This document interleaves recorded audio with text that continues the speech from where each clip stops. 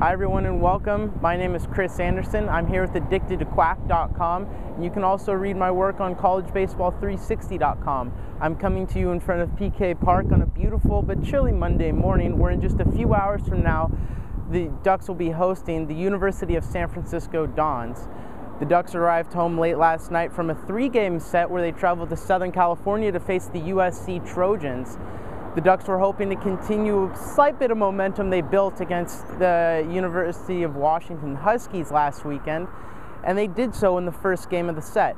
Behind the arm of Tyler Anderson, the Ducks went on to win 4-2. Anderson pitched 8 1/3 and struck out 10 and allowed no earned runs. But unfortunately, the last 2 games proved what we've all seen this year, and this is a young, inexperienced, and very prone to making mistakes Oregon Ducks baseball team.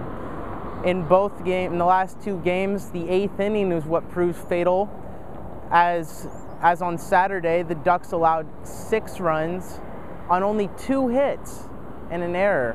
And on Sunday, Kellen Moen, who earned the save on Friday night, came in only to allow a walk, runner to advance on a balk, third to a wild pitch, and eventually was singled home.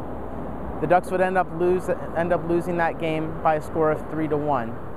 The Oregon Ducks seem to have found their new leadoff hitter, and that is second baseman Danny Pulfer. Pulfer went 9 for 14 over the weekend, including a 5 for 5 game in Saturday's 9-2 loss. The Ducks also showed a little bit of power as freshman Stefan Sable hit a home run to break up a tie game in the 8th inning. The Ducks would go on to win that game on Friday night. The Ducks' bats did seem to come alive over the weekend as they earned 29 hits against the Trojans.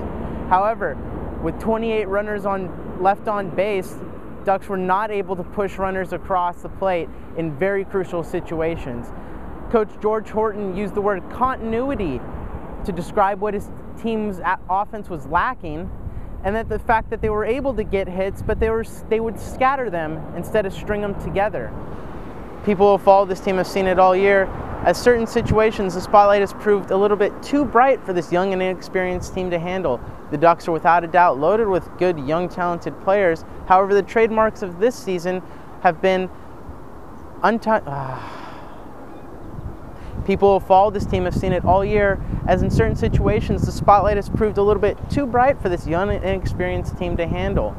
While the Ducks are loaded with good, young, talented players, the trademarks of this season have been untimely hitting, a shaky bullpen, and costly errors in the field. With the Ducks now sitting towards the bottom of the Pac-10 standings after dropping this last weekend's series 3-2 to the Trojans, the Ducks are most likely have assured themselves that they will not make regionals this year.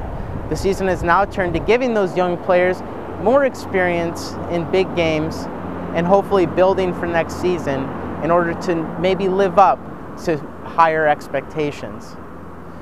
For addictedtoquack.com, I'm Kris Anderson. Thank you very much.